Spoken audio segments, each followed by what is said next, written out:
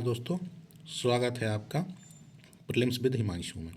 जैसे कि आप जान रहे हैं कि हम यूपीएससी के प्रीवियस ईयर के आए हुए प्रश्नों की चर्चा कर रहे हैं। तो आज हमारा उसमें सेकेंड वीडियो है, यानी हमने 2024 के इतिहास के आए हुए प्रश्नों को डिस्कस कल किया था और आज हम 2023 के आए हुए प्रश्नों की डिस्कशन करेंगे। ठीक है, तो चलते हैं। 2023 में ये प्रश्न पूछा गया था कि धान्यकटक जो महासांख्यिकों के अधीन एक प्रमुख बौद्ध केंद्र के रूप में समृद्ध हुआ, निम्नलिखित में से किस एक क्षेत्र में अवस्थित था।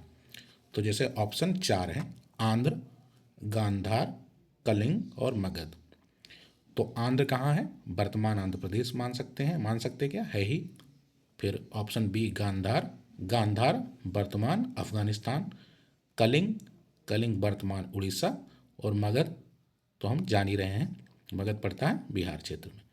तो इस प्रश्न को अगर हम देखें तो इस प्रश्न का उत्तर आंध्र है। ठीक है, और ये प्रश्न मतलब इतिहास का काफ़ी मतलब कई एग्जामों में पूछा हुआ प्रश्न है, तो इसका आंसर आंध्र है। और जो धान्यकटक था जो आंध्र प्रदेश के गुंटूर जिले के पास कृष्णा नदी के तट पर स्थित है। और आंध्र जो क्षेत्र था सातवाहन काल में काफ़ी प्रसिद्ध एक शहर था, जिसमें बौद्ध काल, प्राचीन और मध्यकाल में काफ़ी बौद्ध धर्म का भी विकास हुआ। यहाँ अमरावती का स्तूप के लिए भी प्रसिद्ध है धान्यकटक। प्रारंभिक बौद्ध धर्म के एक महत्वपूर्ण संप्रदाय यानी महासंघिकों के अधीन एक प्रमुख बौद्ध केंद्र के रूप में विकसित हुआ। तो धान्यकटक कहाँ है? आंध्र प्रदेश के गुंटूर जिले में। ठीक है, तो अगले प्रश्न की तरफ बढ़ते हैं। अगला प्रश्न है कि प्राचीन भारत के संदर्भ में निम्नलिखित कथनों पर विचार कीजिए। तो पहला है कि स्तूप की संकल्पना मूलतः बौद्ध संकल्पना है, यानी बुद्धों की संकल्पना है, बौद्ध धर्म से जुड़ा हुआ है स्तूप शब्द। दूसरा कह रहा है कि स्तूप आमतौर पर अवशेषों का निक्षेपागार होता है। तीसरा कह रहा है बौद्ध परंपरा में स्तूप एक संकल्प अर्पित या स्मारक संरचना होती है। और हमको उत्तर देना है कि उपरोक्त में से कितने कथन सही हैं। केवल एक सही है, केवल दो सही हैं, केवल तीन सही हैं, कोई भी नहीं है। तो इस प्रश्न को अगर हम देखें तो ऑप्शन अगर हम 2 पे जाएं तो हमको दिखता है कि स्तूप आमतौर पर अवशेषों का निक्षेपागार होता है। तो ये सही बात है, जैसे हम पढ़ते भी हैं कि कई स्तूप बनाए, जैसे हम बात करें तो सांची का स्तूप हो गया, अमरावती का स्तूप हो गया, या तुम्हारा नाग टिब्बा हो गया। जितने भी ये स्तूप हैं ये अवशेषों या निक्षेपागार पे बने हैं। जैसे सांची वाला, अमरावती वाला अवशेषों पर निर्मित नहीं है, लेकिन जहाँ भी मतलब हम पढ़ते हैं कि जब बुद्ध की मृत्यु हुई तो उनके अवशेषों का 8 जगह पे स्तूप बने थे। तो यानी हम मानते हैं कि ये बात कि अवशेषों पर भी स्तूपों का निर्माण होता है। तो दूसरा कथन तो सही हो गया। तीसरा कह रहा है कि बौद्ध परंपरा में स्तूप एक संकल्प अर्पित या स्मारक संरचना भी होती है। तो अभी हमने डिस्कस ही किया कि सांची हो गया, अमरावती हो गए, ये मतलब क्या है, अवशेषों पे तो नहीं है, लेकिन क्या है कि इनके मतलब इनको पारभूत कहते हैं कि मतलब यहाँ बुद्ध का मतलब बुद्ध भगवान बुद्ध से या संतों से उनके जुड़ी हुई कोई ना कोई चीज़ें रखी हुई थी। जैसे तो और संकल्प पे भी बनते थे कि जैसे कि किसी ने संकल्प किया है और बुद्ध स्मारक मतलब स्तूप का निर्माण करवा दिया। तो दूसरा और तीसरा 2 कथन तो हमारे सही हैं। पहला कह रहा है कि स्तूप की संकल्पना मूलतः बौद्ध संकल्पना है। अब इस प्रश्न जानते हैं इस ये मतलब ये हमने अगर इसको पढ़ा हुआ है तब तो हम आसानी के साथ कर लेंगे, नहीं तो हमको ये तो पता चल ही गया कि 2 और 3 सही हैं। तो जाहिर सी बात है कि कोई भी नहीं है वाला, यानी डी ऑप्शन कैंसिल आउट हो जाएगा और ए कैंसिल आउट हो जाएगा। अब या तो हमारा बी सही है या तो हमारा सी सही है। तो अगर हम यानी 50-50% हम पहुंच चुके हैं। ठीक है, तो अब अगर हम देखें पहला वाला ऑप्शन, तो पहला ऑप्शन कह रहा है स्तूप की संकल्पना मूलतः बौद्ध संकल्पना है। तो ये गलत है, क्योंकि स्तूप जो था इसकी स्वरूप मतलब इसका विवरण सबसे पहले हमको ऋग्वेद में मिलता है। और वहाँ स्तूप मतलब जो अग्नि वेदिकाएँ होती, अग्नि की जो लपटें होती हैं उसके लिए स्तूप शब्द का प्रयोग हुआ है। तो यानी पहला हमारा गलत हो गया, तो 2 और 3 सही है, यानी ऑप्शन वी आंसर है। ठीक है, तो यही हमने इसमें दिया हुआ है कि प्रारंभिक विवरण ऋग्वेद में मिलता है। और फिर मैंने लिखा है इसमें 5 प्रकार के स्तूप मिलते हैं। शारीरिक, जहाँ अवशेष होते हैं, जो ऑप्शन बी में जिसके बारे में बोला गया है। दूसरा है पारिभौमिक, जिसमें वस्तुएं रखी गई हैं, ठीक है। और तीसरा है उद्देशिक यानी स्मारक, और यहाँ स्मारक की ही साथ चर्चा की गई है। और प्रतीकात्मक, प्रतीक के रूप में, और मनोती यानी मन्नत के आधार पर, किसी ने मन्नत मानी और स्तूप का निर्माण करवाया है, ठीक है। अब हम अगले प्रश्न पर बढ़ते हैं। अगला कह रहा है कि प्राचीन दक्षिण भारत के संदर्भ में कोरकाई, पुमुहार और मुचीरी किस रूप में सुविख्यात हैं? ये राजधानी नगर हैं, पत्तन है, लौह और इस्पात निर्माण के केंद्र हैं, या जैन तीर्थंकरों के चैत्य हैं। तो अक्सर जैसे हम जब तैयारी करते हैं, एनसीईआरटी वगैरह पढ़ते हैं, तो हम जानते हैं, हम काफ़ी कुछ पढ़ते हैं कि हाँ चोल की राजधानी थी, चेर की राजधानी थी, संगम में मतलब इस राज्य की राजधानी थी। तो हम ये तो समझ ही सकते हैं कि कोरकाई, पूमहुआर और ये मुचेरी करके ऐसे जो शब्द हैं, ये हमने कोई किसी राजधानी शहर के रूप में तो नहीं सुने हैं, तो हम इससे ए को कैंसिल आउट कर सकते हैं, ठीक है। अब लौह और इस्पात निर्माण के केंद्र, ठीक है, और जैन तीर्थंकों के चैत्य। देखिए सी वाला ऑप्शन को हम अगर एलिमिनेट करना चाहें तो कर सकते हैं, लेकिन ये थोड़ा अजीब सा ही तरीका है। लेकिन जैसे हम सोच सकते हैं कि हाँ प्राचीन भारत में, ठीक है, कि इतना कहाँ लौह इस्पात के बहुत बहुत बड़े केंद्र रहे होंगे, जिनके लिए इतने प्रसिद्ध शहर रहे होंगे, तो इस आधार पर इसको हम कैंसिल आउट कर सकते हैं, ठीक है। अब हमारे पास बचा ऑप्शन बी और ऑप्शन डी। तो जब हम यूपीएससी पैसन के दौरान एनसीईआरटी पढ़ते हैं कक्षा 6 कक्षा 7 की, तो उसमें मैपिंग पोर्शन दिया रहता है, तो उसमें अगर हम ध्यान से देखेंगे तो हमको बहुत सारे शहर ऐसे दिखाई देते हैं। तो ये इसका आंसर पत्तन है, नहीं बी है ऑप्शन, क्योंकि ये पत्तन हुआ करते थे, ठीक है। तो ये देखिए दिया हुआ है कि संगम काल में व्यापारिक बंदरगाह, तो उसमें कौन था, चेर में तोंडी, मुचीरी, बंजी, पांड में कोरके, नौलसिंडा, ये सारे बंदरगाह शहर हुआ करते थे। और जैसे मैंने ये मैप भी डाल दिया है, इसमें देखिए बाकी दिए हुए हैं, अगर भविष्य में कभी पूछता है 26 में कहीं पूछता है तो आप देख सकते हैं, देखिए सारे का नाम दिया हुआ है, ठीक है। तो आप यहाँ से इसको देख सकते हैं। अगला है कि निम्नलिखित में से कौन सा एक संगम कविताओं में यथावर्णित बट किरुत्तल की प्रथा को स्पष्ट करता है? अब इस शब्द को मतलब ये शब्द है, ठीक है। अब संगम काल में ये मतलब चर्चित शब्द रहा होगा, या उनकी प्रेरणादायक कविताओं कहानियों में रहा होगा।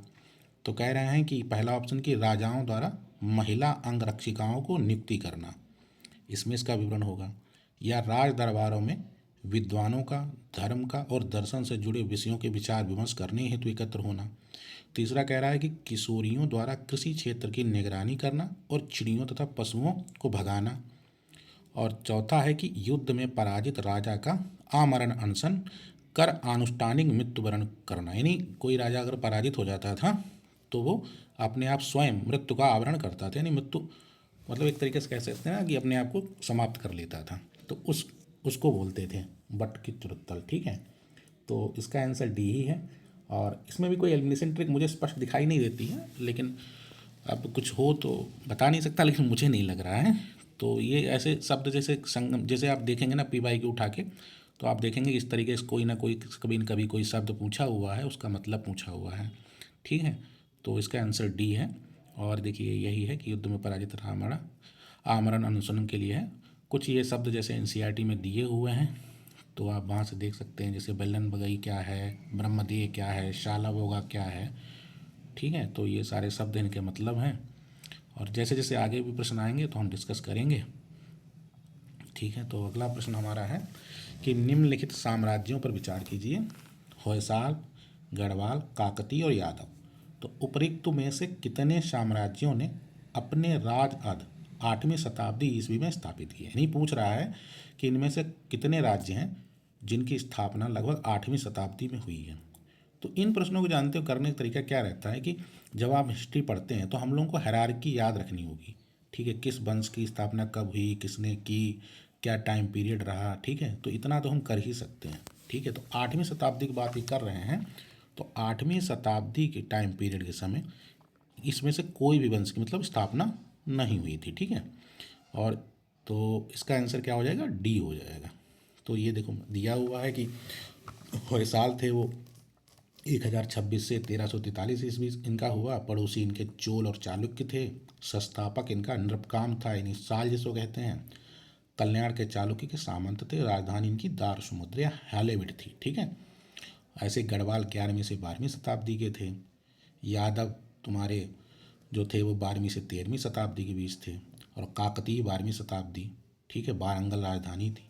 तो काकतीय वंश तो हम लोग खूब पढ़ते हैं, होयसाल भी पढ़ते हैं, गढ़वाल और यादव कई बार खूब ध्यान नहीं देते, लेकिन ठीक है, अब हम इसमें हमने डिस्कस कर ही लिया है, तो आप इसको आगे से अपना ध्यान दे सकते हैं इन प्रश्नों पे। इस तरीके के प्रश्न आते रहते हैं, यूपीएससी पूछता रहता है।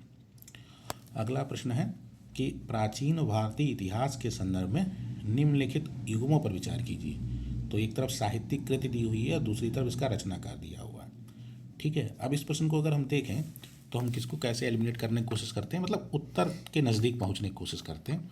तो जैसे हम बहुत ज़्यादा नहीं पढ़ते, लेकिन हमने मिलिंद पन्हा पढ़ा होगा कि मिलिंद के प्रश्नों के उत्तर कौन देता है। तो हम लोग पढ़ते हैं कि मिलिंद के प्रश्नों के उत्तर कौन देता है, नागसेन देता है, और इसमें क्या लिखा हुआ है, नागार्जुन। तो ये नहीं होगा।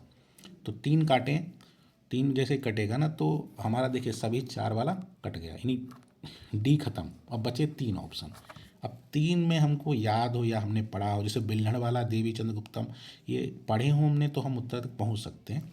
और हम देख रहे हैं कि अभी हमने कल भी डिस्कस किया था, कब कोई साहित्य कृति पूछी गई है, उसका रचनाकार पूछा गया है, तो जब हम अपने प्रिपरेशन में अभी से ही इस पर थोड़ा ध्यान दें कि इस तरीके के जब प्रश्न आएँ, यानी जब हम पढ़ें तो हम साहित्य कृति पर विशेष ध्यान दें, उसके रचनाकार पर विशेष ध्यान दें, तो हम मतलब इस तरीके के प्रश्नों की आगे तैयारी कर सकते हैं। तो क्योंकि ये हर बार लगभग पूछ ही रहा है, तो हमको देखना ही पड़ेगा, ठीक है।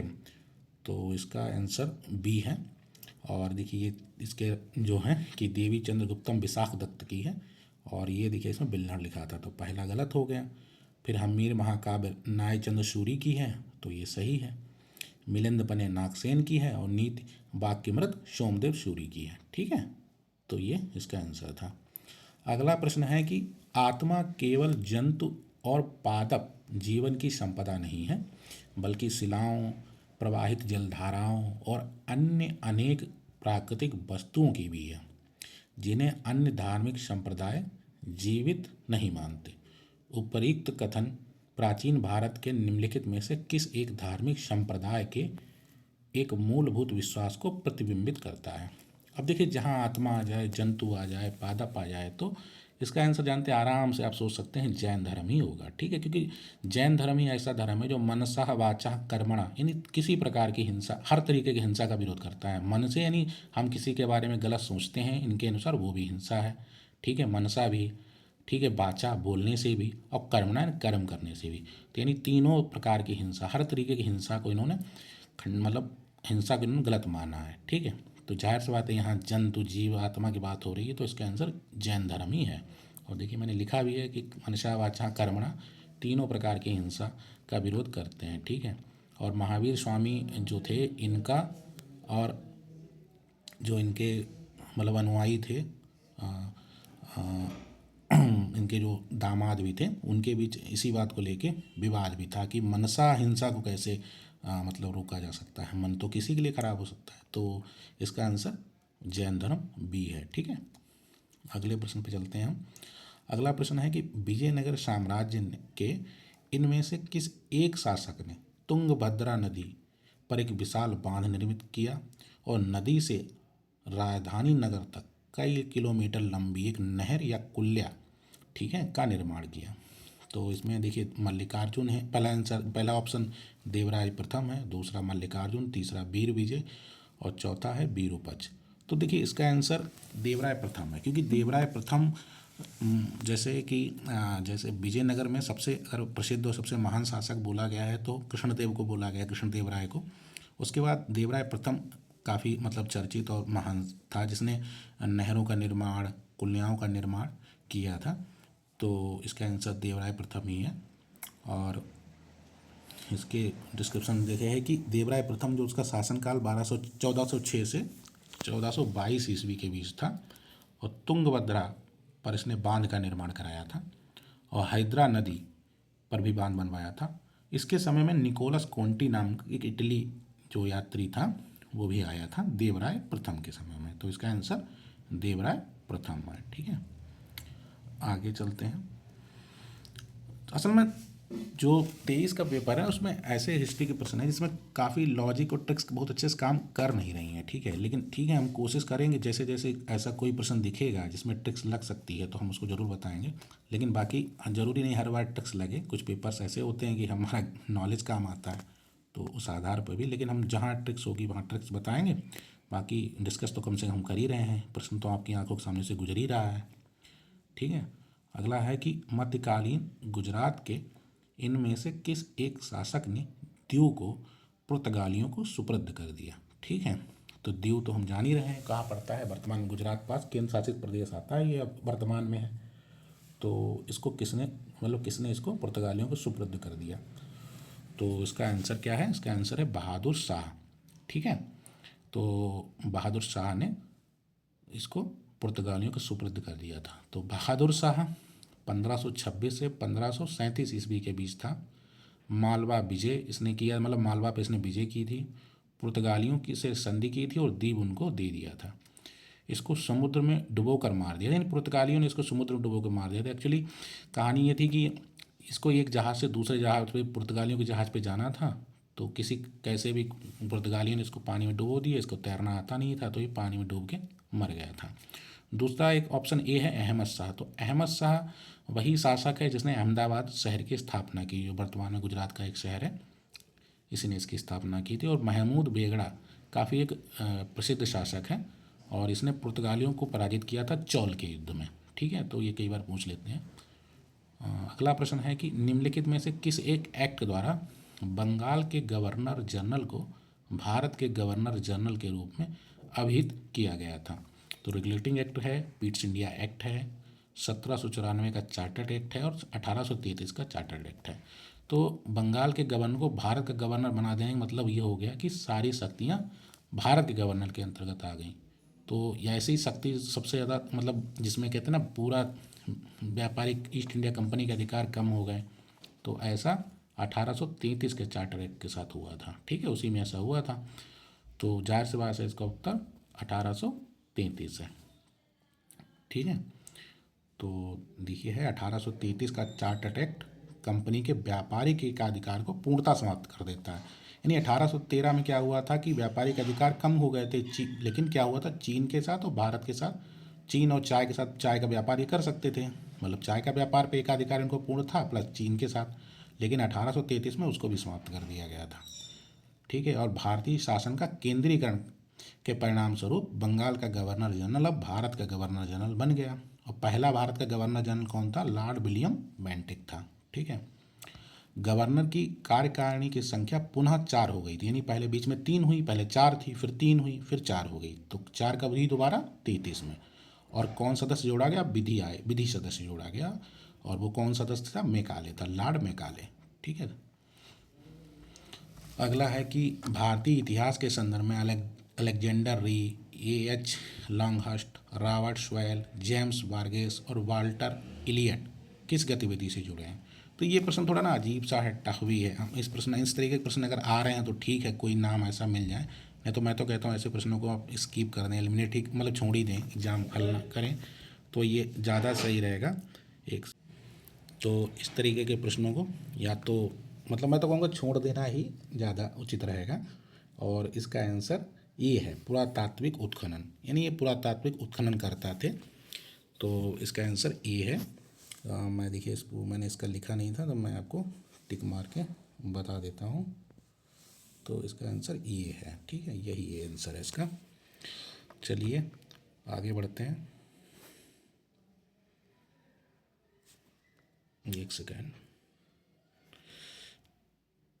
अगला प्रश्न है हमारा, निम्नलिखित युग्मों पर विचार कीजिए। स्थल दिए हुए हैं और जिसके लिए जाने जाते हैं। जैसे पहला है बेसनगर, तो कह रहा है ये शिव गुफा मंदिर के लिए जाना जाता है। दूसरा है भाजा, बौद्ध गुफा मंदिर के लिए। तीसरा है सित्तनवास, जैन गुफा मंदिर के लिए। तो उपयुक्त में से कितने युग्म सही हैं, ठीक है। तो इसमें अगर हम देखें ना तो हम बहुत पढ़ते हैं बेसनगर विदिशा, जो है बेसनगर विदिशा, ये वैष्णव धर्म के लिए ज़्यादा चर्चित है, ना कि शैव धर्म की या शैव और गुफा के लिए इसका बहुत ज़्यादा वर्णन नहीं है। तो ये वाला ऑप्शन इसका गलत हो जाएगा। तो एक ऑप्शन गलत हुआ, तो हम क्या हुआ कि कोई भी नहीं है वाला तो ठीक है, अभी ये सभी तीन नहीं होगा। अब बचे हैं हमारे पास 1, 2 और 3। ठीक है, अब सित्तनवास हम पढ़ते ही हैं कि ये गुफाएं थीं और सित्तनवास जैन धर्म से जुड़ा हुआ था। ठीक है, तो हमारा 3 तो सही हो जाएगा। तो 3 सही हो जाएगा तो या तो 1 हो सकता है और कोई नहीं वाला भी चला गया। तो अब जाहिर सी बात है ये 1 होगा या बी होगा। ठीक है, और भाजा मतलब हमने अगर पढ़ा हुआ है ना तब ये प्रश्न को हम उत्तर तक आसानी के साथ पहुंच सकते हैं। ठीक है, ट्रिक्स तो इसमें मुझे कोई खास दिख नहीं रही है। तो मुझे लग रहा है तो ये 2 और 3 यानी बी ही इसका आंसर है। तो यही इसका आंसर है। तो हम जिसमें डिस्क्रिप्शन ये है कि बेसनगर जो आधुनिक विदिशा मुख्य रूप से हेलिडोरस स्तंभ के लिए प्रसिद्ध है, जो कि वैष्णव धर्म से संबंधित है। तो हम ये पढ़ते हैं बेसनगर के बारे में, ये तो हम लोग पढ़ते ही हैं। तो इसको तो हम कह ही देते कि हाँ ये गलत है, तो एक तो गलत हो ही जाता हमारा। और दूसरा भाजा जो है वो महाराष्ट्र में है और बौद्ध शैलकृत गुफा स्थल हैं। शुरुआती उदाहरण यहाँ मिलते हैं और ये गुफा मंदिर है और हीनयान संप्रदाय से संबंधित है। जो बौद्ध धर्म की हीनयान महान संप्रदाय है उसमें से हीनयान संप्रदाय के लिए ये प्रसिद्ध है। सित्तनवास तमिलनाडु में है, प्राचीन जैन गुफाएं हैं और जो जैन तपस्वियों और चित्रकला के लिए जाना जाता है। तो ये हम पढ़ते हैं। तो हमारा ये प्रश्न है, अब शायद लास्ट प्रश्न है आज का, कि निम्नलिखित कथनों पर विचार कीजिए कि 7 अगस्त को राष्ट्रीय हथकरघा दिवस के रूप में घोषित किया गया है। और दूसरा है कि 1905 में इसी दिन स्वदेशी आंदोलन की शुरुआत हुई थी। तो एक मिनट हम मान लेते हैं हमको 7 अगस्त वाला कथन नहीं पता, लेकिन नीचे वाला कथन तो पता है कि स्वदेशी आंदोलन 1905 में शुरू हुआ था। करघे के हथकरघे की तो बात हुई थी उसमें, मतलब कहते थे स्वदेशी मतलब है स्वदेशी अपनाओ, खुद का अपनाओ। तो 2 तो सही है। अब कथन 2 सही है, पहला गलत है, तो ऐसा तो डी में आ रहा है। पहला सही है, नहीं पता।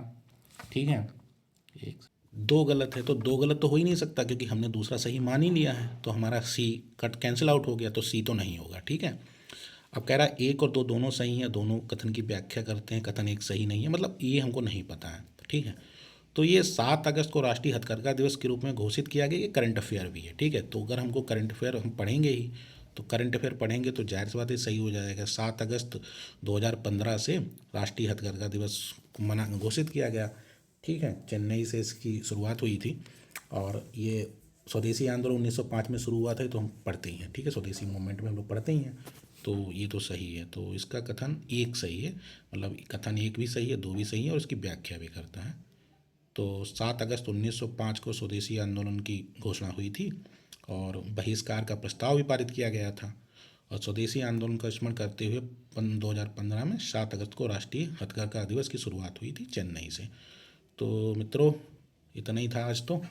और आप इसमें कुछ खास ट्रिक्स तो थी नहीं जिससे मैं वो कर सकता, लेकिन जो मुझे लगा वो जो मैं बता सकता था वो मैंने बताया। लेकिन आगे के वीडियो ज़्यादा सही होंगे क्योंकि आगे प्रश्न ऐसे हैं उसमें एलिमिनेशन ट्रिक काफ़ी लगती है और मतलब हम इसे सीखेंगे ना तो हमारे 26 वाले में काफ़ी यूजफुल होगी। तो धन्यवाद, जुड़े रहिए हिमांशु प्रीलिम्स विद हिमांशु में। धन्यवाद।